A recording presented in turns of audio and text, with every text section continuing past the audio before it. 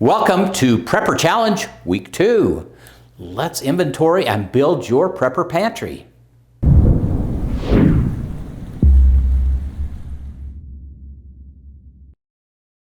Hey Provident Preppers, I'm Kylene. And I'm Jonathan, and welcome to Week 2 of our 3-month Prepper Challenge. And congratulations on the progress that you made with your water this past week. So if you have any questions about that, put them in the comments. And remember, return and report. So in the comments, report on what you accomplished last week. Yeah, let's celebrate. For week 2, we are going to work on building our short-term food supply or our prepper pantry, whatever you want to call it.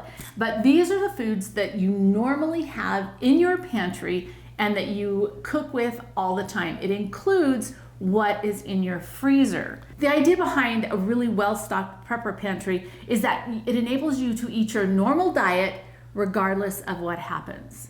That's right. We've found that a well-stocked pantry is an amazing tool for you so that regardless of what life throws at us, you can continue living and eating the foods that you normally do. So the challenge this week is number 1, to get a paper and inventory your short-term food supply. Go through your pantry or wherever it is that you store these foods along with your freezer and figure out exactly what you have.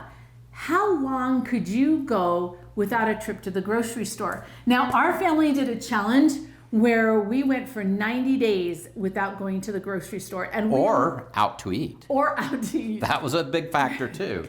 And we learned a lot during that challenge. And I'll leave a playlist so that you can go and watch some of those videos and see some of the things that we learned.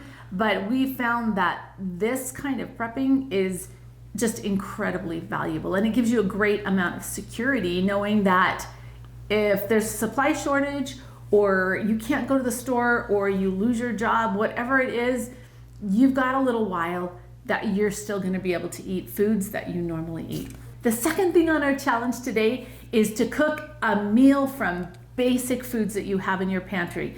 If it fails, if it's not very good, try again. You really need to be able to cook something from what you have in your pantry. And number 3 is make a list of basic ingredients that you need that you can use for your 1 or 2 week menu. You can go longer than that if you want, but maybe start with a week or 2 and list those ingredients, make sure that you have them. The easiest way to do this is just your family, find out what their favorite meals are. And you're probably repeating them every week as it is. So you need those ingredients, make that list.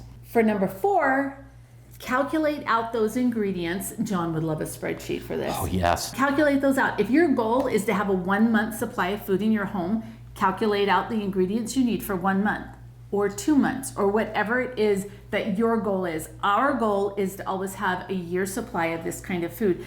And for us, it ebbs and flows. So we might have a 12-month or a 14-month supply of some things because there was a really good sale. But I might only have a 7-month supply of something because it hasn't gone on sale, so I haven't stocked back up on it. So that's okay that it ebbs and flows, but whatever your goal is, get it in writing.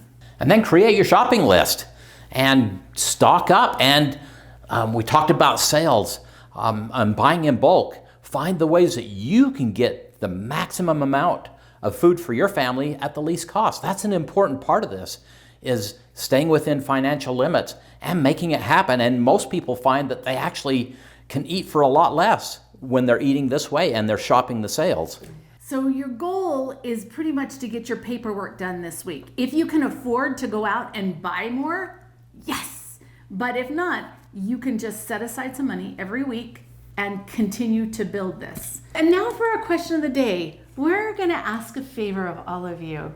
What we'd like is for you to share your favorite recipe that you make from basic ingredients, because there's so many of us that need a little bit more diversity or ideas. So share the best of the best that you've got so that we can all make better meals from scratch. And thanks for being part of the solution.